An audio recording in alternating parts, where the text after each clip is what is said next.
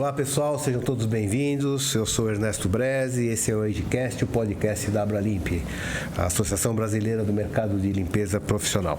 Eu gostaria de agradecer aqui o nosso patrocinador do Agecast, o Grupo Cadiz, que há 3 décadas atua com serviços de segurança, vigilância, portaria, recepção, limpeza, manutenção e demais serviços de facilities. Acesse o site cadiz.com.br, Cadiz com Z no final. Além do nosso podcast, a Abralimp também possui a revista IG Plus. Eu aproveito a oportunidade para convidar vocês a conhecer o novo site da revista, ficou muito legal. Um dos destaques dessa reportagem é o título Quer ter sucesso em 2023? Transforma a sua equipe, que inclusive tem como um dos nossos papos de hoje é justamente sobre isso, alta performance e negócios na área comercial.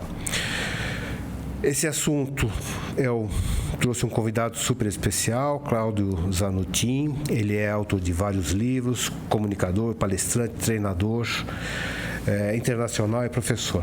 Cláudio atua em 2 empresas que fazem parte das 500 mais Forbes, já treinou mais de 300 mil pessoas em 11 anos, é isso, Cláudio? E ajuda as empresas e as pessoas à maximização de performance em vendas e atingir objetivos e metas. Começo com você. Seja bem-vindo, obrigado pela participação aqui com a gente. Grande prazer estar aqui. É sempre bom a gente ser convidado por gente boa. Isso é muito gostoso, um prazerzaço estar aqui. Muito obrigado. Primeira pergunta, atingir objetivos e metas. Como é que as pessoas não percam o foco em atingir objetivos e metas? Cara, você sabe que você falou aí da primeira palavra da alta performance, né? Quando a gente opera em alta performance, a gente tem que entender que isso não é o tempo todo que você opera em alta performance. Mas alta performance... Tem um pico de altíssimas performances. Mas alta performance não é você ser constante o tempo inteiro e produzir a mesma coisa o tempo inteiro? Pô, não dá, ninguém consegue. Nem o Senna, né? Nem o Senna conseguia. Usain Bolt, por exemplo. Usain Bolt tem uma frase que eu acho extraordinária. Ele fala assim, eu treino 4 anos para correr 9 segundos. Tem gente que quer resultado em 2 meses. Então, para você operar em alta performance o tempo todo, é muito desgastante. Agora, agir em alta performance, fazer as entregas em alta performance, conduzir uma aula em alta performance, conduzir um negócio em alta performance, ele tem uma exigência de picos que a gente precisa investir tempo, talento, garra, né? A gente precisa de esforço, trabalho. Então, o esforço é um fator importante para a busca com excelência.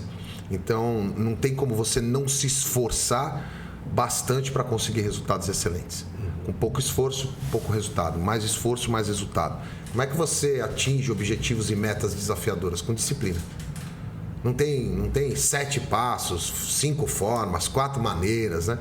Então, quando a gente olha para objetivos e metas, tem um livro meu que fala disso, se chama Como Construir Objetivos e Metas Atingíveis, onde eu conto um pouco dessa história, dessa busca constante pela excelência para a gente operar não só a nossa vida, mas também os nossos negócios, para que eles atinjam alta performance ou picos de alta performance com uma frequência maior. Mas você vai perceber, você teve negócio, você sabe disso, você não consegue operar todos os negócios em altíssima performance o tempo todo. A energia é muito grande. Pô, você nem estaria aqui, cara. Já tinha tido uma parada cardíaca, um AVC, qualquer coisa dessa. Meu, a gente não aguenta, né? Mas é importante. Agora, treino é treino, jogo é jogo, né? Não adianta também querer que o negócio opere em alta performance, que a venda ocorra em alta performance, que a excelência operacional aconteça sem uma dedicação. E outro ponto, o objetivo é maior do que a meta. Isso tem que ficar claro para todo mundo. A meta é uma parte quantitativa do objetivo. São dados e fatos mensuráveis que eu consigo trabalhar dentro do objetivo. Então, eu tenho objetivo, metas, submetas, indicadores, né? Que são os KPIs que eu vou trabalhar para poder alcançar um resultado de alta performance. Como é que o marketing alinha com vendas? No Brasil, a gente tem um fator um pouco diferente, né, cara? Se você for pegar tecnicamente, o marketing deveria ser tão potente, o marketing deveria ser tão excelente, que uma das funções do marketing seria tornar a venda um supérfluo. É como se as pessoas caíssem na máxima do seguinte: Coca-Cola vende sozinha, né? Tem isso? Agora não, porque tem muita mudança, né, de consumo. Mas muito tempo teve essa, né? A Coca-Cola. Coca-Cola vende sozinha. Então essa ideia, essa mística, né, de Coca-Cola vende sozinho, é porque o marketing é tão competente que você tem essa impressão. Os comerciais são extraordinários, a distribuição é extraordinária, a capilaridade, né, dos PDVs, dos pontos de venda, não é? Você vai em qualquer lugar, você está lá num resort lá, né, em Cuba, no meio do nada, você fala, eu quero uma Coca, tem um cara que tem uma Coca-Cola. Você está num quiosque no interior de Fortaleza, tá certo? De boa, dando uma volta ali nos rincões do nosso país, você vai me dar uma Coca. O cara fala, tem, tirando a orla do Rio de Janeiro, que é dominada pela Pepsi, tudo bem. Mas você tem lá uma facilidade. Então o marketing deveria fazer isso. É função do marketing. No Brasil tem um pouco de inversão. As áreas comerciais no Brasil, elas são muito mais potentes. Na maioria, em grandes multinacionais, por exemplo, quando chega no Brasil, tem um pouco dessa inversão. Às vezes o diretor comercial tem mais... Força. Vamos chamar de força, mais força do que poder, né? Mais força do que o diretor de marketing. Porque no Brasil você tem uma locomotiva. O Brasil, cara, pra você ter uma ideia, Nestor, eu acho isso extraordinário isso aí. A gente treina vários países, né? Além do Brasil, que já é continental, vários países. Cara, tem lugar que a gente chega que o brasileiro é ovacionado, bicho. Ninguém vende como a gente vende. E deveria ser. E ainda assim existe essa confusão, entre aspas, né, entre vendas e marketing, né? A gente vê as empresas aí criando SLA para ajustar tudo isso, e marketing sempre fica meio que atrás, né? Então, é justamente por causa disso. Porque, por exemplo, se você pegar a essência do marketing, pensar na venda como uma função, porque quando você chega lá no marketing, você tem pesquisa, priorização, planejamento, segmentação, produto, preço, distribuição, comunicação. Certo? Eu tenho que olhar para essas condições do marketing para desenhar um bom planejamento estratégico de marketing. O fato é que hoje, com o Agile, nesse mundo facebookado, instagramável, a galera quer tudo fast, né, bicho? Quer tudo rápido. Então, fazer um plano de marketing. Outro dia eu vi uma pessoa pondo fogo num plano de negócio no Instagram. Entendeu? Você não precisa de um plano de negócio. Então, aí quando você vai investigar essa pessoa, ela fez o negócio, quebrou. Entendeu? Então, tem uma falta de percepção, na minha opinião, nesse negócio fast, que os caras não querem ter um tempo dessa reflexão. Por quê? Porque dói, é pesado. Então, você vai... vamos montar uma estrutura para pensar a melhor distribuição para o nosso produto? No tangível. Vamos pensar aqui para vocês, quando a gente pensa em serviço puro, esse é um ponto importante, cara, para discernir. Porque quando as pessoas têm a mania de falar de serviço e produto, né? Produto e serviço. Tal. Sim. Quando a gente pensa tecnicamente, a gente só tem produto. Só produto. Automaticamente ele já vai para duas variáveis. Uma tangível e outra intangível. Então eu tenho a tangibilidade e a intangibilidade desse produto. Na tangibilidade eu tenho duas variáveis. Ou ele é bem durável ou bem não durável. Ou ele é um automóvel ou ele é uma calça jeans, certo? Ou ele é uma xícara ou ele é um avião. Né? Então eu tenho essa tangibilidade daqui. Como é que eu agrego na parte de baixo da intangibilidade? 4 fatores são importantes para a intangibilidade dentro daquilo que é chamado de serviço. Um é a perecibilidade. O nosso chamado serviço, ele tem uma incapacidade de ser estocado. Né? Você não guarda 7 limpezas de chão hoje, né, para fazer amanhã. Sim. Não tem como, né, ao mesmo tempo. Tem outro ponto que é a inseparabilidade. Você não manda a tua cabeça para cortar o cabelo, você tem que ir junto. Tem mágica. Ainda não, né? Não sei se vai ser. Não dá para mandar. Ou você traz o barbeiro, né, cara? Das duas, uma, né? Certo? Depois você tem uma heterogeneidade, que é uma característica importante daquilo que a gente põe no plano de vendas para o chamado serviço. Porque quando você pega o Antônio começa a pintar a parede da esquerda para a direita, faz o rodapé, depois faz o teto, aí depois faz o meio. E ele põe 15% de água na tinta. Quando você contrata o João põe 20% de água na tinta, começa da direita para a esquerda e faz os acabamentos depois que ele pintou a parede inteira. Então você nunca vai ter uma homogeneidade, que é como que acontece com essa xícara, por exemplo. Você põe para rodar, roda 1000 xícaras, vai ter um desvio padrão aqui de produtividade, uma quebra, acabou. Sai tudo igual. Então esses pontos são importantes. E o outro é a variabilidade. No ambiente de serviço puro, intangível, você tem uma variabilidade muito grande. Você tem, sei lá, você passa numa mesma rua, você tem 7 manicures diferentes. Você passa em algum lugar, você tem um monte de empresas que vão fazer a limpeza do chão, que vão fazer a limpeza de fachada, né? Que vão entregar algum tipo de serviço em facility para as organizações. Qual é o diferencial? Como é que você se diferencia em preço para vender melhor e tudo mais? Quando você começa a agregar e mostra para o cliente a proposta de valor. Quando você consegue juntar isso numa proposta de valor para o cliente, ele para de brigar por preço, entender essa cadeia de valor. Eu agrego produtos ao serviço e serviço ao produto para poder... tangível no intangível e intangível no tangível para poder agregar valor. Como deve ser a abordagem de uma pessoa da área comercial de alta performance num primeiro contato? Como é que aborda? O primeiro ponto é a investigação. Então, você falou de alta performance, né? Seria o organograma social, é isso? Não sei se é só o organograma social. Acho que o organograma social ajudaria bastante, mas é como se ele pegasse... Vamos pensar alta performance. O que eu fiz com o seu currículo hoje. Isso, né? Você faz dá uma stalkeada, né? Você stalkeia, faz a lição de casa, e isso muitos vendedores não querem fazer, cara. Vendedores e vendedoras, né? Não querem fazer. Então, você não tem uma dica aí, você não tem um lead, você não pode me... Peraí, faz o trabalho, segmenta. Eu dei um exemplo esses dias aí. Imagina assim, você está lá no agrobusiness, só para a gente ir por analogia. Agrobusiness, então você vai lá no agronegócio. Pô, o que tem aqui nesse segmento, nessa indústria, vamos chamar assim? Pô, sei lá, máquinas e equipamentos. Quem são? Eu venho aqui, tem semente, fertilizante, pesticida, adubo, plantio, sabe? Eu tenho uma cadeia de empresas diante de uma indústria que, se eu segmentar, vai dar um trabalho grande, mas eu vou conseguir desenhar qual é o approach que eu vou fazer. Isso facilita o homem de venda quando ele tem mais especificidade naquele assunto, não? Facilita muito, porque a hora que você começa a fazer isso aqui, você começa a meio que estudar essa cadeia. Você vira um cara expert naquele assunto. Lógico. Cara, eu escrevi no livro novo. A gente lançou um livro agora que se chama Arte da Prospecção. Essa seria uma pergunta. Seria uma pergunta? Tá bom. Eu não sabia, você viu que estamos conectados, né?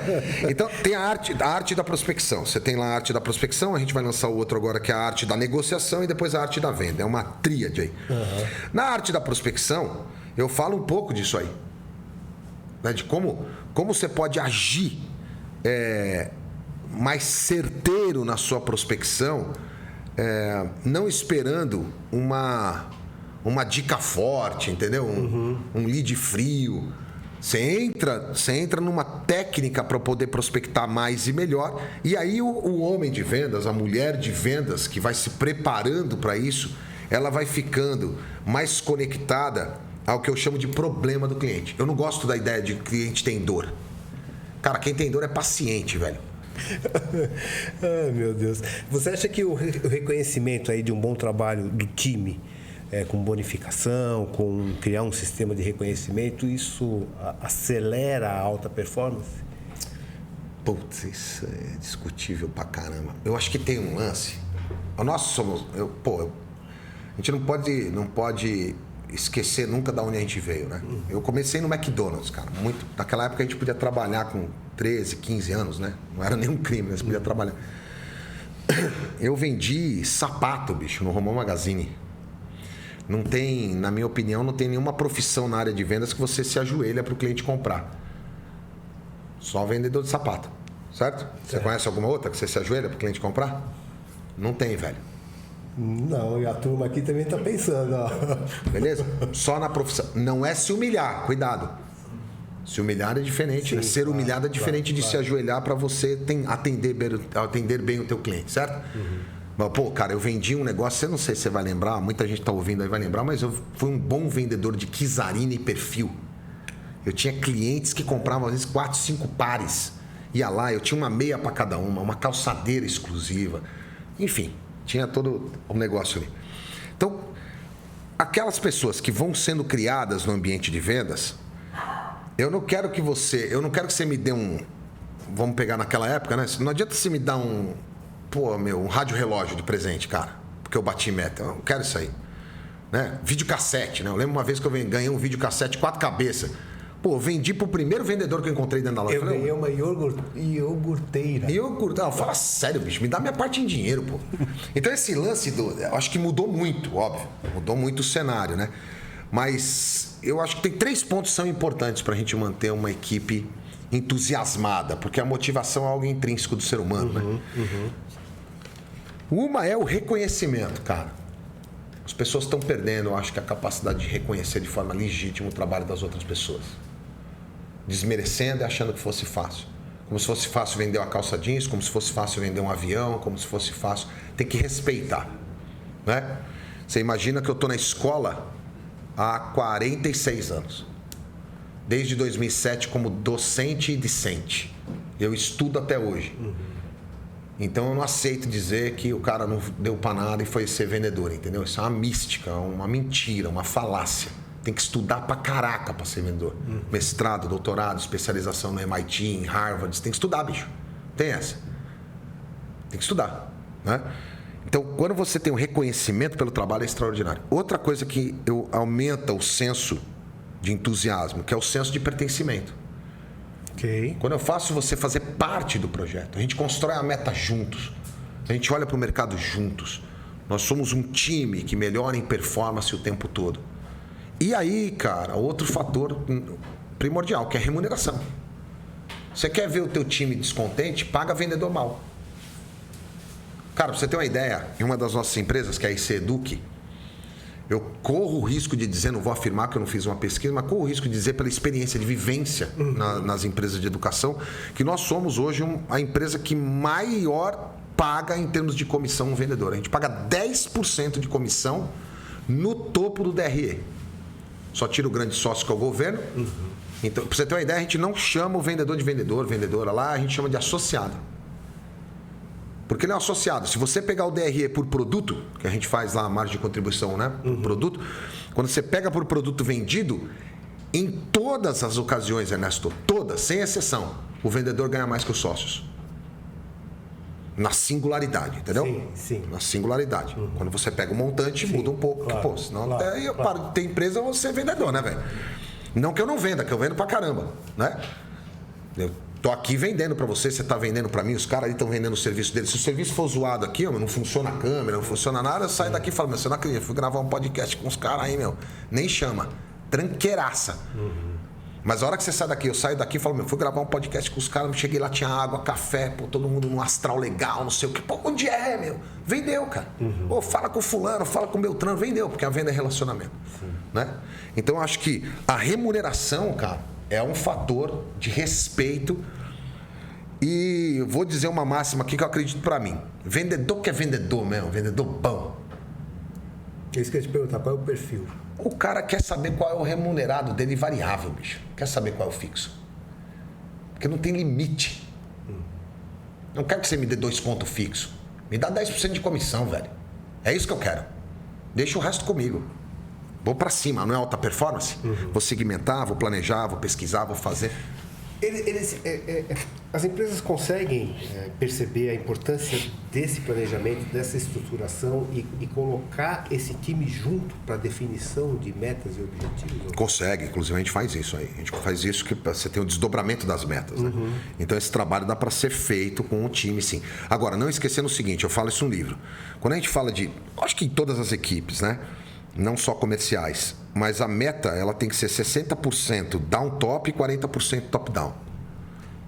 De baixo para cima 60% e de cima para baixo 40%. Não adianta você pegar, você é meu líder e você ficar definindo meta para mim o tempo todo. Sim, se você não compra, você não vende. Entendeu?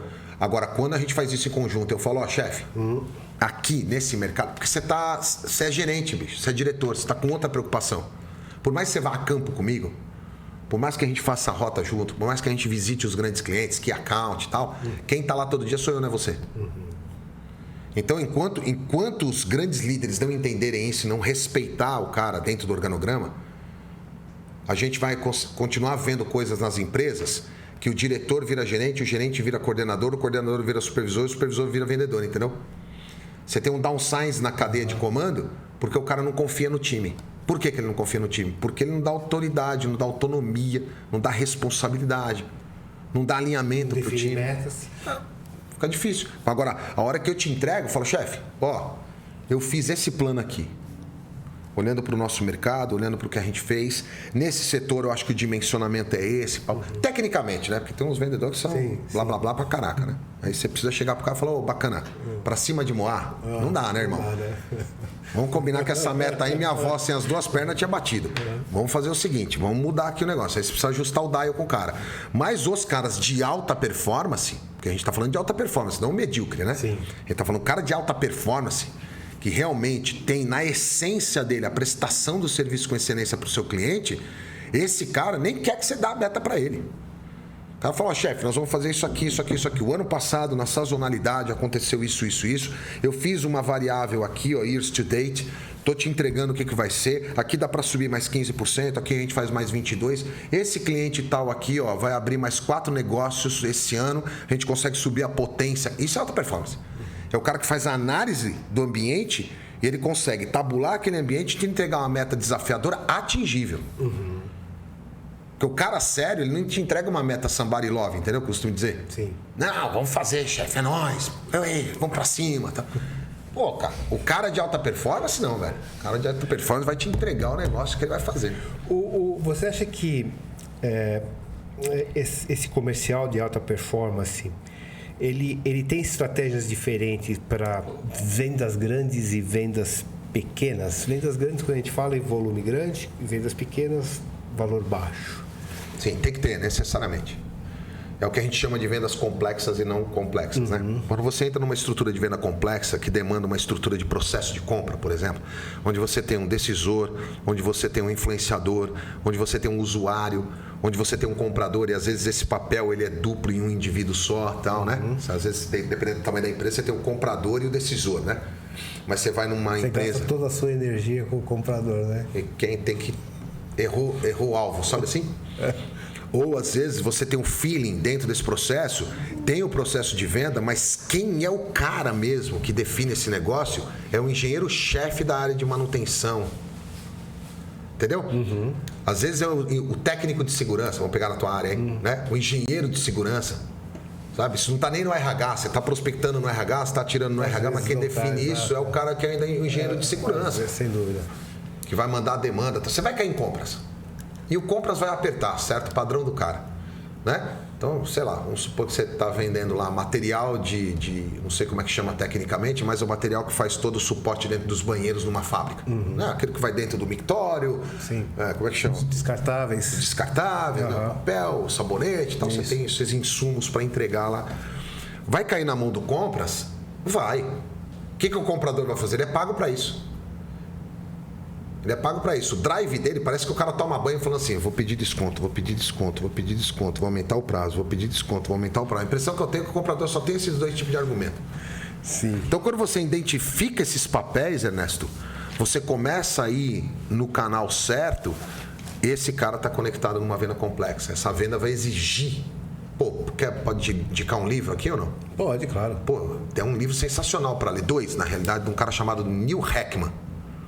Chama-se Vendas por Excelência e Spin Selling. SPIN. De onde sai essa pergunta que eu te fiz? Ele define, né? As vendas pequenas e as vendas... Isso. Psicólogo, bicho. E a neurolinguística? A neurolinguística, eu não sou muito bom de neurolinguística. Eu sou melhor de neurociência. Neurociência, vai. Então porque eu não sou neurocientista, mas sou um neurocurioso, um neuropesquisador. Tenho o privilégio de ser ensinado pelos bons professores que a gente tem no Brasil, né? Como a professora Carla Tiepo, Inês Corso, Pedro Calabres, né? Esquieiro, tem uma galera aí, né? As boas leituras do Antônio Damasio, não o Antônio Damasio do direito, né? Mas o Antônio Damasio das neurociências. Professor português, naturalizado americano, tem grande contribuição incrível, assim. A gente chegou num patamar, Ernesto, da utilização da neurociência, que tem um cara também extraordinário que se chama Jorge Claric, Jorge, né? Jorge Claric, que trouxe lá atrás, há 15, 20 anos, um desenvolvimento, um olhar mais profundo para o neuromarketing. A gente começou a beber primeiro no neuromarketing. Né? A nossa percepção de olhar, os desejos, as necessidades, os fatores motivacionais de compra. Né? Então, você tem moda, tendência, você tem interesse, você tem comodidade, você tem afeto, você tem segurança e você tem status, orgulho. Né? São fatores que motivam o indivíduo a comprar. Essas coisas foram ganhando muito poder, principalmente depois da década de 60, 70, que nós tivemos um cara chamado Paul McKillen. Paul McKillen é o cara que dividiu o cérebro em 3 partes. Cérebro reptiliano, cérebro mamífero emocional e o cérebro racional. Né? Se é que a gente tem alguma racionalidade, mas aí depois é outra discussão. O que foi se percebendo cada vez mais? Que o comando é do sistema límbico. O comando é das emoções. O professor Augusto Cury tem um livro extraordinário chamado Gestão das Emoções. Você não controla a emoção. Não dá. Mas você gere. Quando você junta a venda de alta performance, a venda complexa, com a capacidade do indivíduo de entender a emocionalidade do cliente, porque a gente não pode esquecer, eu falei para você aqui do comprador profissional, mas a gente não pode esquecer que por trás do CNPJ sempre tem um CPF, cara. O cara pode não comprar de você, não é para questão técnica, foi com a tua cara. Entendeu? Então você tem vieses inconscientes que são produzidos, que hoje a gente já sabe que existe. As neurociências, cara, e aí da ressonância... interpretar o movimento do comprador, o que ele está falando, para onde ele está olhando, o que ele está fazendo, você consegue identificar e direcionar.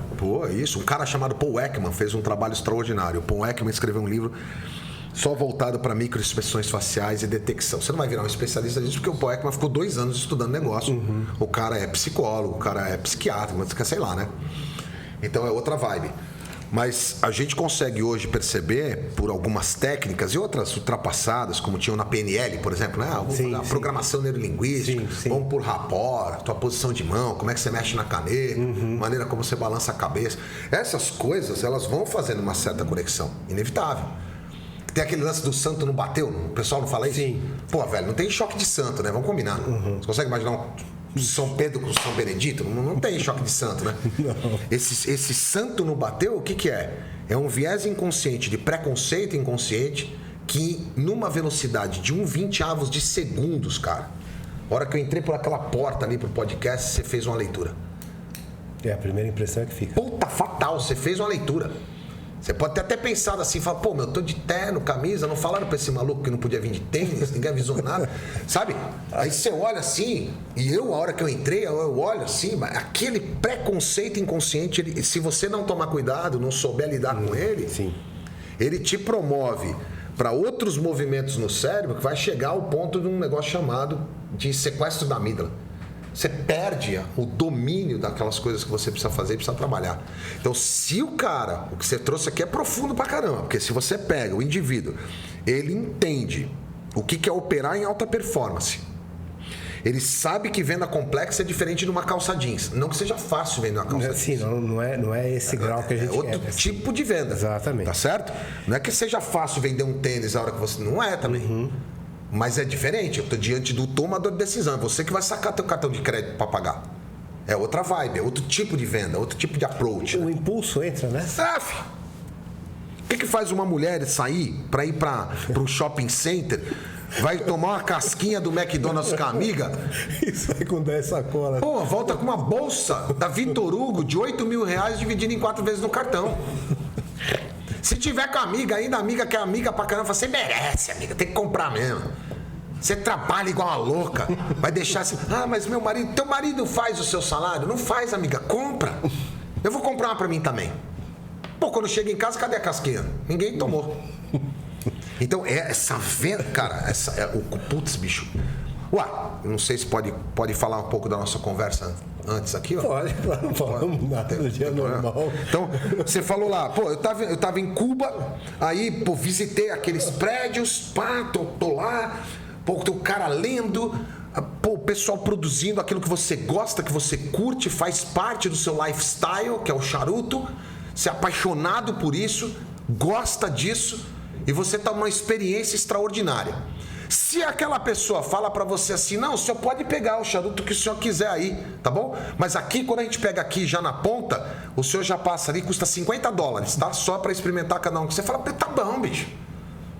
Tô nem aí, custa $50. Se fosse 100, ia pagar também. Porque o que eu tô experimentando aqui, eu nem sei se eu vou experimentar outro dia na minha vida. É uma sensação única, né? Aí alguém fala pra você é louco, bicho, você pagou $100 um charuto, esse charuto a gente compra por R$1,99 lá em São Paulo. Você compra em São Paulo, irmão, mas não aonde eu tô aqui em Cuba. Você percebe? Sim, completamente diferente, né? Cara, é o que faz a pessoa... Né? Pô, faz a pessoa comprar 3 bolinhas redondas. 3 bolinhas redondas, uma assim, outra assim, outra assim. Dentro da Disney, 3 bolinhas redondas. Sim. De creme, com cobertura de chocolate... Custa $6,75. O que faz uma pessoa em sã consciência pagar $6,75 num sorvete que cabe na palma da tua mão, que tem 3 bolinhas, bicho? Cara, você tá lá, né? É a magia, velho. Teu filho, entendeu? O moleque tá ali e falou, pai, compra aí. Você fala, vai, né? $6,75. Podia ter comprado tudo em charuto, cara. Percebe? Então, a hora que você envolve o cliente na solução do problema dele, o cara percebe uma cadeia de valor, cara. Bicho, é impactante. Deixa eu te perguntar outra coisa, já que a gente está criando aí essas relações, como é que é o líder com relação a todos esses desafios? Qual o papel do líder comercial, né? Comercial, Cara, o papel do líder é ensinar e inspirar as pessoas de propósito com propósito, para que essas pessoas alcancem os resultados e o sucesso que é significativo para elas, com a habilidade de colocar a gente certa no lugar certo, fazendo a coisa correta. É isso que o líder comercial tem que fazer, cara. Ele tem que ser fonte de inspiração e de ensino o tempo todo para esse time. Hoje em dia, a gente vê, Ernesto, alguns caras, que os caras querem dar o comando pro time, mas ele não quer passar a vergonha de perder uma venda lado a lado com o cidadão no carro, entendeu? Eu sou teu líder, pô, não sou super-herói. Tá vendo, chefe? Você também não fechou. A gente tentou, né? A diferença entre mim e você é que eu sou seu diretor e você é o vendedor. Só isso. É funcional. Mas o desafio da venda, meu brother, é nosso. Você acha que a dispersão, o retrabalho é uma causa... De baixa performance? Pô, pelo amor de Deus. É a falta de preparo, né? O cara não quer preparar, meu.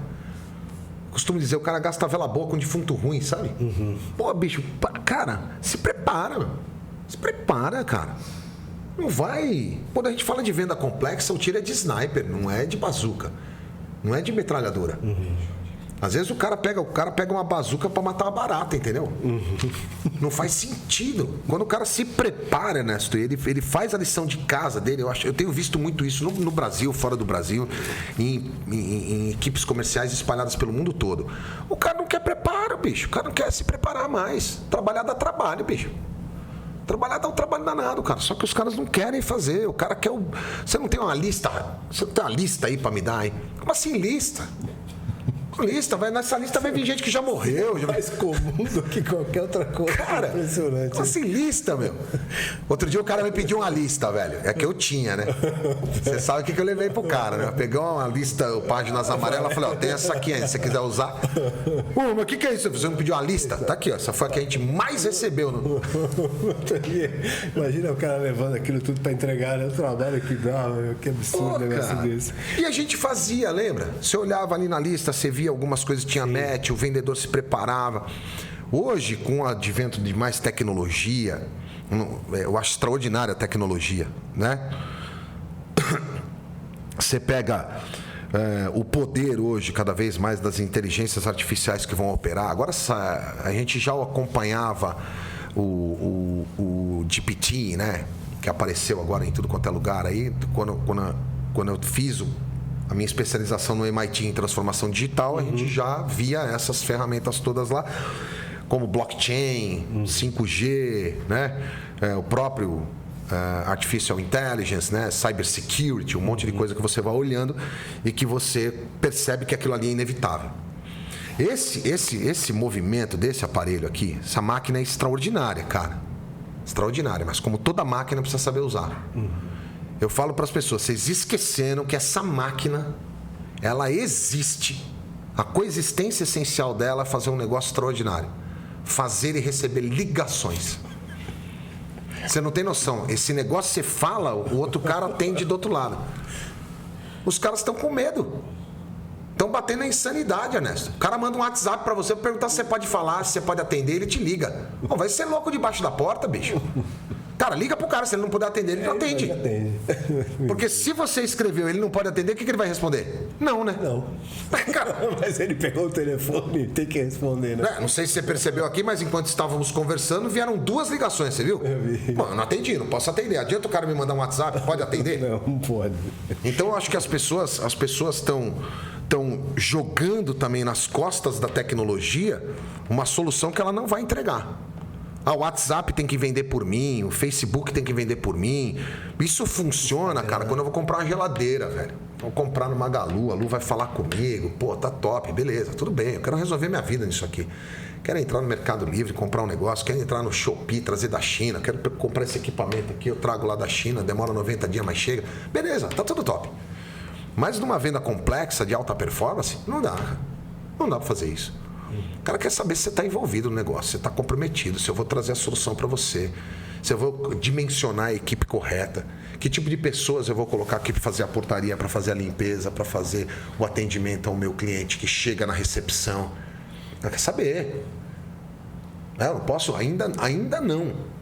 Mas, cara, eu acredito muito que em setores como o de vocês, daqui a pouco, cada vez mais, as máquinas vão tomar uma proporção. Isso já vem acontecendo já há alguns anos. Que a transação, bicho. Sem dúvida. Entendeu?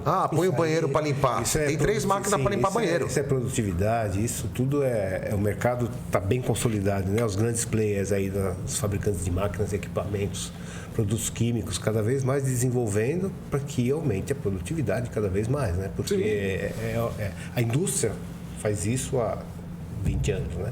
O setor de serviço também está entrando muito forte com relação a isso. Você vai ter um robô que vai estar todinho equipado para limpar um banheiro com água quente numa velocidade que, um ser humano não faria. Sem dúvida. Né? Deixa eu te perguntar, o que significa trazer leveza para a sua vida? Pô, trazer leveza para a vida? Mas essa aí você pegou aonde? No seu site. Jura? Juro. Cara, uma coisa que eu acredito pra caramba é que a vida ela não é departamentalizada. E trazer leveza para a vida é a capacidade que a gente tem de produzir uma vida leve para nós mesmos. Uma vida leve, ela não é uma vida sem desafios. Uma vida leve não é uma vida sem obstáculos. Uma vida leve não é uma vida sem esforço. Uma vida leve não é uma vida frágil. Mas uma vida leve é a forma como a gente escolhe para levar a nossa vida até o final. Que a gente não sabe quando que é. Então, como eu falei para você no começo, que eu não tenho carro, né? Às vezes as pessoas falam assim, pô, como assim você não tem carro, bicho? Outro dia uma pessoa falou pra mim assim, um cara como você, Zanuta, pega até mal você falar onde você fala que não tem carro, parece que é um fudido, entendeu? Cara, podia falar isso? Não podia, né? Parece ser um ferrado, entendeu? Então, cara, não é isso. Pelo contrário. É leve pra caramba pra mim ficar no banco de trás de um táxi escrevendo um novo livro, fazendo uma reunião, ouvindo um podcast, dormindo. Então, essa ideia de trazer leveza, é legal você falar isso aí, porque foi uma virada de chave que a gente está fazendo, onde eu estou falando mais de business, de negócio, dentro das plataformas da IC Eduque e nas minhas redes sociais, falando de outras coisas, como a própria vida. Nós estamos aí, não sei quantos anos você tem, cara. Quantos anos você tem?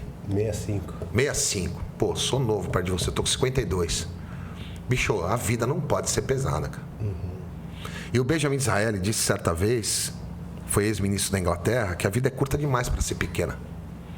Então acho que quando a gente não traz leveza para a vida, a gente apequena a nossa vida. Que é uma vida que tem que ser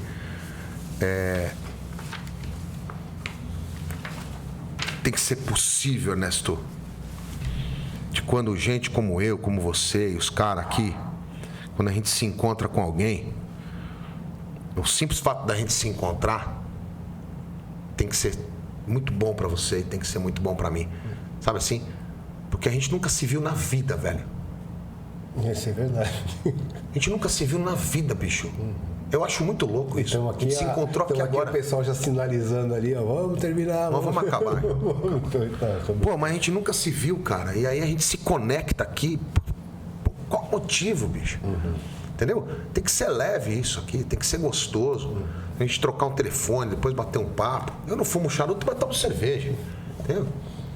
Às vezes, né, meu? tá tudo certo. Tá tudo certo, a gente vai lá, se encontra. Então, esse trazer leveza para a vida é a capacidade que eu acho, Ernestão, que a gente vai produzindo para nós, para a vida ser boa, do nosso jeito. Não é ser egoísta, não é ser um bigólatra, mas ser altruísta, garantindo também o nosso lifestyle, a forma como eu curto viver. A forma como eu gosto de viver e a forma como você gosta de viver, e a gente se respeita, a gente se curte, a gente troca ideias, se comunica. Platão, para fechar, disse isso uma vez, que eu acho extraordinário, né? Falou assim, ó, pessoas mesquinhas falam das coisas, pessoas medíocres falam das pessoas, pessoas inteligentes trocam ideias. Muito bom. Cláudio, assim, com certeza vou sugerir a parte 2. Nós temos das perguntas todas que nós elaboramos, fiz uma. Foi uma só? Daquelas elaboradas. Caramba, assim. O resto veio. Tava na esperança que a gente já tivesse feito umas 9. Já. O resto foi tudo de dicas, né? E de deixas do todo o seu conhecimento, que facilita muito para mim direcionar. Então, espetacular. Assim, Obrigado. Um prazer muito convite. grande conhecer você. Vou sugerir parte 2 desse nosso bate-papo. Vambora. Pô, me chama. Você viu, né? Fácil pra eu chegar aqui. Facinho. A próxima eu já venho a pé. Em nome do Ricardo, que é o nosso presidente da Abralimp, queria agradecer, assim, muito a sua participação, o seu conhecimento, a sua cultura, assim, é invejável no bom sentido, claro, né? Muito legal.